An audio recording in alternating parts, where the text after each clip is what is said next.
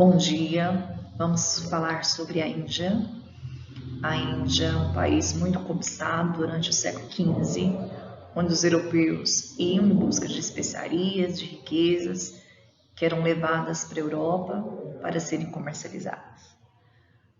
Lembrando que o sucesso da expedição de Vasco da Gama, onde ele contorna o continente africano e chega às Índias, motivou Portugal a enviar novas expedições para o Oriente, porque o único caminho que tinha era por terra, que pertencia aos turcos. Então eles conseguem ali uma nova rota, feita por Vasco da Gama, que é o périplo africano, onde eles contornaram o continente africano e chegaram às Índias. E nessa segunda viagem ao Oriente, foi em 1502, os portugueses vão invadir as terras, vão usar armas de fogo, construir feitorias, forçar alianças com os líderes locais, como a gente já foi mencionado em outros vídeos. Mas afinal, o que é a Índia? A gente fala tanto na Índia, buscando esse lado econômico, onde os europeus iam em busca de riquezas, que forçaram ali, houve um certo conflito com a população local em relação à busca dessas especiarias, onde os portugueses vão usar de alguma forma a força. Então vamos conhecer em detalhes a riqueza desse país, em todos os sentidos, cultural, econômico, geográfico. Então nessa aula de hoje a gente vai conhecer um pouco mais de perto a Índia, que é tão falada em nossas aulas no momento das expedições marítimas. Bom, a Índia, no mapa, a gente mostra aí um território grande, País, República da Índia, capital, Nova Delhi. A língua oficial hoje é o Hindi. As principais cidades da Índia: Mumbai, Calcutá, Nova Delhi, Madras e Bangalore. Onde se localiza? No centro-sul da Ásia. Então, essa aqui é uma localização atual para a gente entender um pouco mais esse território, mais de perto, as características desse país. Bom, a Índia, ela é conhecida como um país exótico, um país misterioso, intrigante, mas que está a anos-luz de distância de tudo que seja minimamente ligado à modernidade e prosperidade. Então, ele não está muito ligada à questão quando se fala em modernidade, prosperidade, está bem longe de chegar nisso. Então, olha que construção grandiosa que tem aí, riqueza de perfeições, um jardim, Então, muito bonitas construções desse país. A Índia, ela é, na verdade, um país onde convivem várias etnias, diversas culturas naturais e de grandíssima beleza.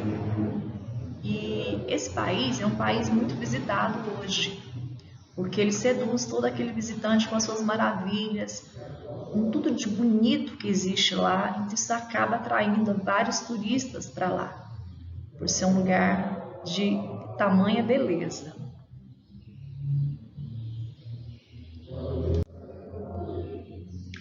Como eu disse para vocês, a Índia é um país fascinante, tanto no comércio que tem lá, comida, mesmo a população local. Então é um país assim que fascina as pessoas, que é um ponto muito visitado por várias partes do mundo, várias pessoas no mundo visitam esse país, apesar de estar longe de ser em tecnologia e modernidade, mas é um país muito visitado.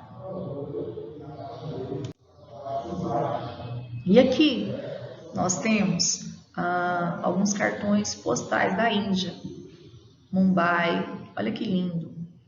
Nova Delhi, Calcutá, ponte sobre o rio Ganges, que é um rio muito importante de lá. Então, isso aí são alguns cartões postais. são dos pontos que são assim mais visitados na Índia atualmente. Lembrando que a Índia no século XV era um ponto de exploração de riquezas, onde os portugueses iam em busca de matéria-prima, de especiarias, ouro, prata, tecido, artigos de luxo, né? Hoje é um grande centro turístico. Aqui as pessoas se banhando ali no rio, né? É comum, próximos ali, as pessoas em volta. Você percebe ali pela vestimenta que são pessoas simples, morando aí nessas casas próximas aí ao rio.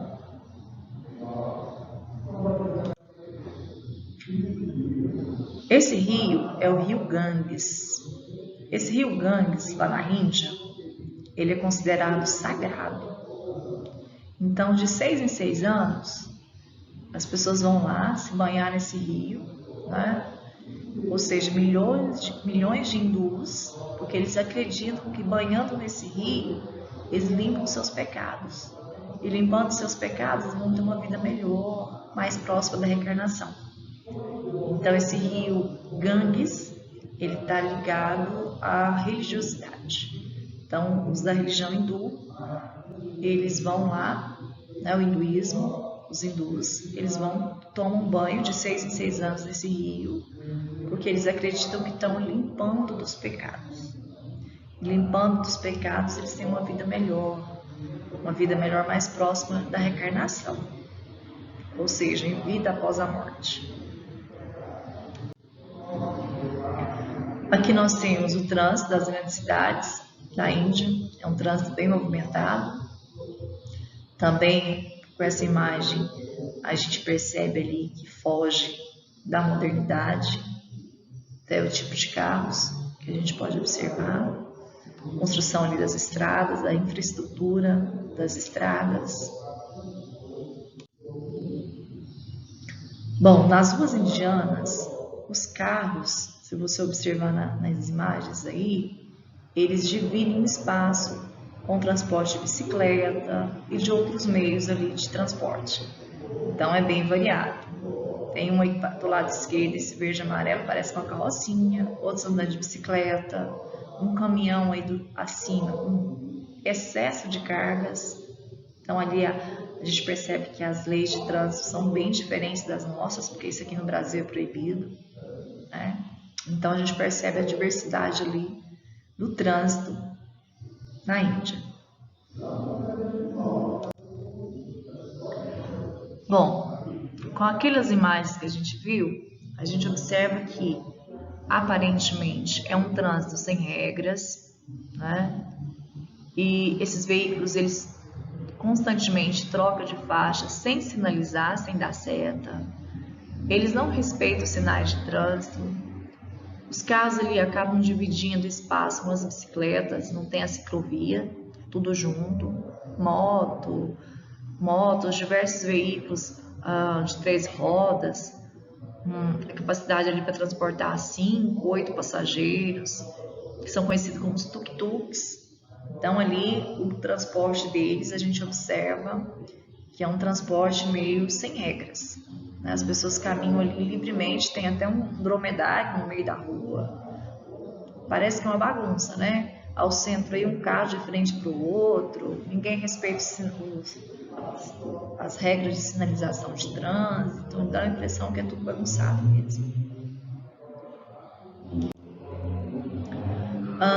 Os tuk-tuks também, eles são os principais meios de transporte coletivo na Índia, eles são muito usados, esses carrinhos pequenininhos verde e amarelo que vocês estão vendo aí na minha imagem, e eles saem transportando muitos passageiros, mais que a capacidade. Então, às vezes, um tuk-tuk, ele tem 8 lugares, mas leva 18 pessoas. Então, ali eles não respeitam muito, não. É uma forma ali de uma bagunça, tudo amontoado de carros, não tem sinaleiro. Com certeza deve acontecer muito acidente, né? Aqui também mais imagens, né? A gente percebe também um trânsito caótico pela imagem, porque os veículos ali, eles trocam de faixa sem sinalizar, eles não respeitam nenhum sinal de trânsito, fora a poluição sonora, que faz parte ali da rotina dos indianos. Então isso aí é um agravante, porque eles não seguem nenhuma regra de trânsito, é tudo bagunçado, é como eles querem.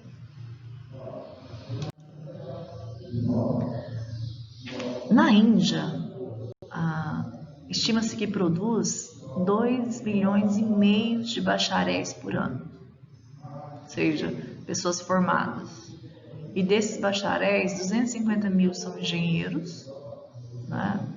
E assim, de olho no estoque de talentos indianos, ou seja, pessoas ali com talento lá na Índia, as multinacionais, elas investem nesse país, até porque a mão de obra é mais barata, né? E há mais de uma década são o maior grupo de estrangeiros nas principais universidades dos Estados Unidos. Então, os indianos têm um grande número de pessoas que formam na Índia e eles são levados e trabalhando lá, são de interesse dos países estrangeiros, principalmente os Estados Unidos, né? Na área de ensino superior, o país ele não apenas bate de longe a China, como também tornou-se uma referência mundial. Então, apesar daí do trânsito caótico, né, o maior grupo de estrangeiros das universidades dos Estados Unidos são indianos. Então, eles têm uma importância muito grande ali dentro das universidades. Eles são questão intelectual, eles são referência mundial.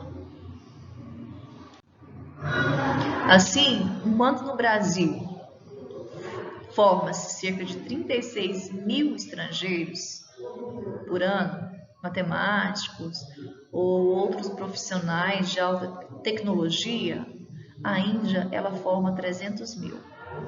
Olha a diferença. Então tem um índice muito grande de profissionais formados lá na Índia e eles são cobiçados por empresas internacionais.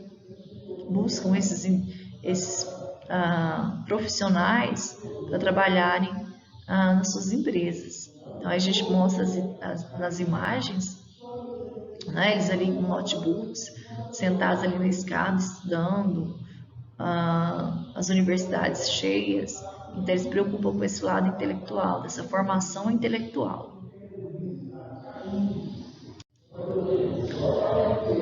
Quando se fala em economia indiana, nós temos originalidade de seu desenvolvimento. O que leva a economia indiana hoje? Faz investimentos bem-sucedidos, tanto em tecnologia como em formação profissional. Então, eles se preocupam com esse lado da formação profissional, formação dos seus cidadãos profissionalmente. A Índia hoje, ela é o maior exportador de software do mundo. Alguém sabia disso? E aí, ela tem amplo apoio governamental na cidade de Bangalore, que é o polo do software. Tem mais engenheiros que o Vale do Silício, lá na Califórnia, que são igualmente qualificados. Então, eles recebem salários bem inferiores que os pagos nos Estados Unidos. Então, apesar de serem os indianos uma mão de obra qualificada, é uma mão de obra barata. O salário deles é bem inferior relação ao que são pagos lá nos Estados Unidos. Então, tem essa diferença aí em relação ao salário. Ao contraste, essas pessoas que formam, né, que estudam, tem ali as manchas da pobreza que marcam a paisagem. Então, essa mostra aí bairros labirínticos, né, onde ali vivem muçulmanos,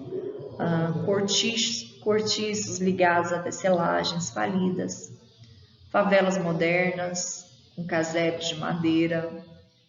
Então, a pobreza é muito grande. Então, do lado direito tem duas crianças vivendo ali praticamente no lixo, né? Mas nós temos também os grandes prédios, contrastando ali com a riqueza. mas a gente percebe também favelas, trabalha ali em cortiços, então tem ali um grande índice de pobreza na Índia.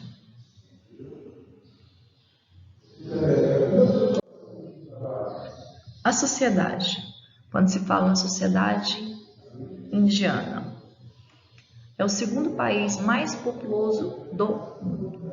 Então a Índia é o segundo país mais populoso do mundo, com cerca de 1,15 bilhão de habitantes.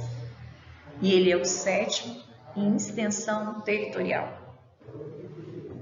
Então ele é um país extremamente populoso, né? Acaba ali gerando essa miséria, essa pobreza, essa desigualdade social. E a maior parte dos indianos, eles dependem do trabalho agrícola. Então eles vivem ali do trabalho agrícola, que é a renda das famílias, né? E cerca de 75% da renda hoje, ela é gerada pelas atividades urbanas. Então quer dizer que o trabalho agrícola ele não rende muito, né? Mas eles dependem desse trabalho agrícola, é o que eles têm. Mas o que gera renda mesmo são as atividades urbanas que são realizadas nas cidades. Cerca de 300 milhões de pessoas vivem abaixo da linha da pobreza. O que é isso, viver abaixo da linha da pobreza? É não ter o que comer durante o dia, ou ter uma única refeição por dia. Então é aquela pobreza extrema, né, que mal tem o que comer. Então a gente percebe que a desigualdade social na Índia é gritante, é muito grande mesmo. Então nós temos ali pessoas que vivem no luxo, tem a elite, a riqueza, mas em contraste com a pobreza extrema. Imagina, gente, 300 milhões de pessoas mal fazem no máximo uma alimentação por dia. Então vivem naquela extrema pobreza, uma pobreza realmente extrema, né? Então realmente essa extensão territorial, essa relação da pobreza, das pessoas que vivem ali no trabalho agrícola, é muito triste. Então a gente percebe essa economia da Índia. Dentro da sociedade tem as castas, são camadas sociais, cujos membros pertencem ali à mesma etnia, profissão ou religião. Dentro das castas, cada indivíduo ele pertence a uma casta ou um grupo, né?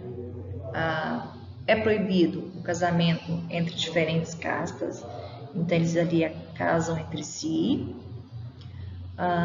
É proibida também a mobilidade de uma casta a outra, ou seja, de um grupo passar para outro, não pode. E também dentro das castas desses grupos não há igualdade de direitos. Então há ali quem manda mais, quem tem direitos diferenciados do outro. E a sociedade hindu, lá na Índia, ela divide em 4 castas principais. Então tem os brahmanes, que são os monges, tem os kshatriyas, que são os guerreiros, os vaishyas, que são comerciantes e artesãos, e os sudras, que são os camponeses. Então aí tem então os monges, ligados diretamente à religião, tem os guerreiros, relacionados, né, à guerra, comerciantes e artesãos e os camponeses.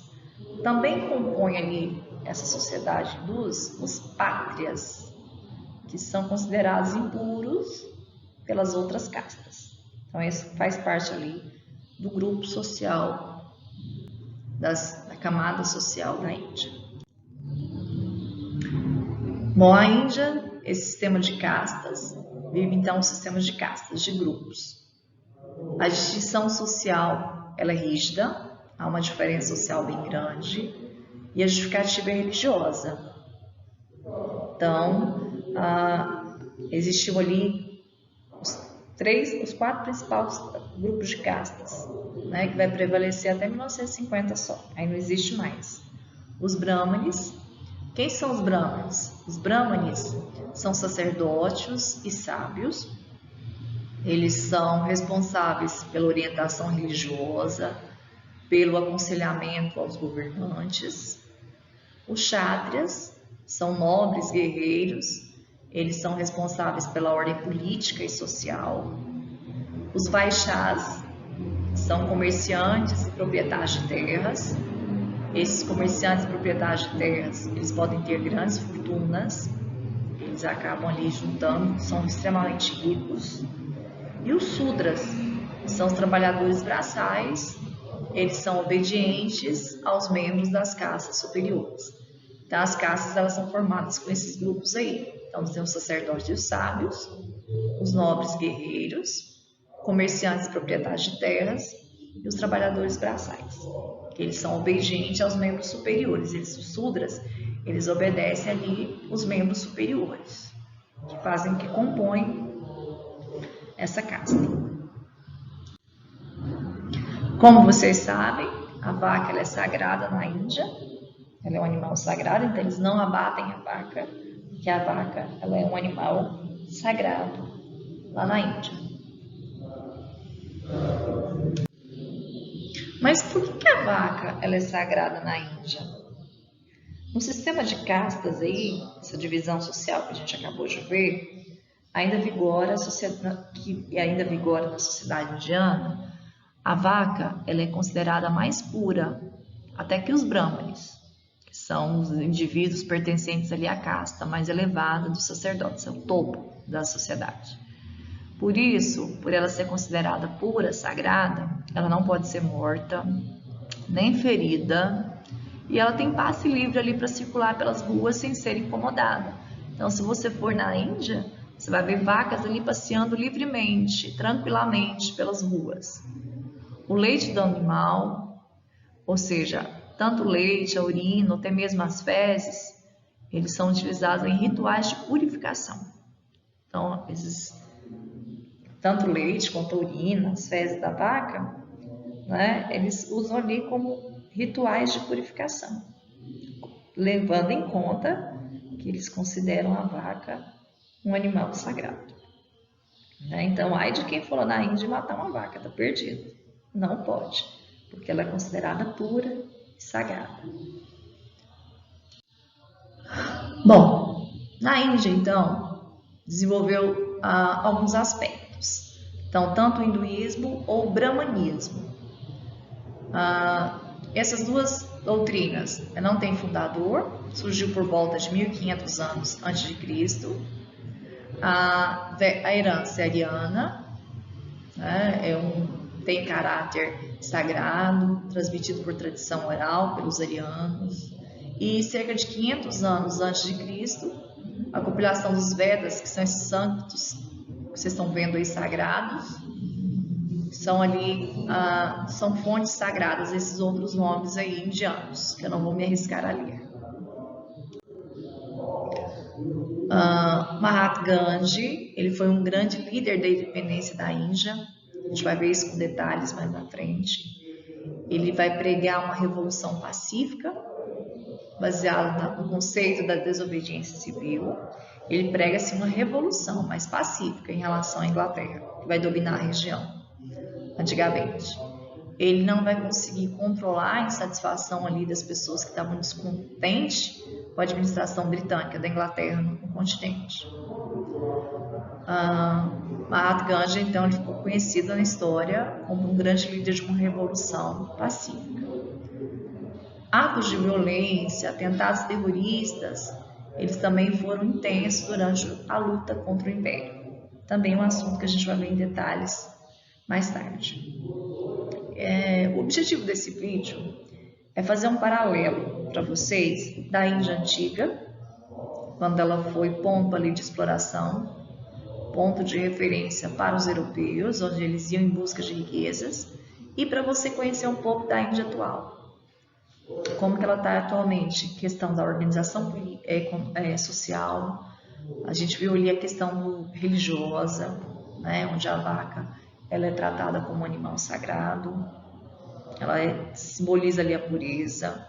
Vimos a questão do trânsito, né, um trânsito realmente caótico, onde as pessoas não obedecem à civilização, onde todo mundo transitando de um lado para o outro sem nenhuma regra. E a gente viu animais, bicicleta, tuk-tuk, carro para todo lado. Vimos a questão das pessoas que se formam, né, dos bacharéis, que são aproveitados em outros países, e sendo que a mão de obra é bem mais barata, por isso que é interessante contratar, além deles serem inteligentes, bons profissionais, né? Então, eles são muito aproveitados com isso. Espero que vocês tenham gostado, tenham aproveitado, tirado proveito disso. Na próxima aula, a gente vai começar a falar dos povos pré-colombianos, os povos que estavam na América antes da chegada dos europeus. Um grande abraço a todos e até a próxima. Tchau!